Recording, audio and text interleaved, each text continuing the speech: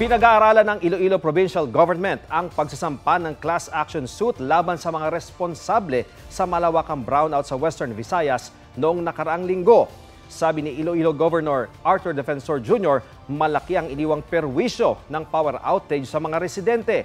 Nauna nang sinabi ni Pangulong Marcos na may pananagutan ng National Grid Corporation of the Philippines o NGCP sa malawakang brownout.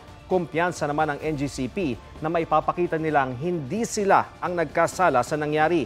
Handa rin daw silang humarap sakaling matuloy ang pagsasampa ng kaso. Magkakaroon ng hiwalay na imbestigasyon ang Senado at Kamara sa nangyaring brownout. Nais nilang repasuhin ang prangkisa ng NGCP. Mga kapuso, alamin ang State of the Nation.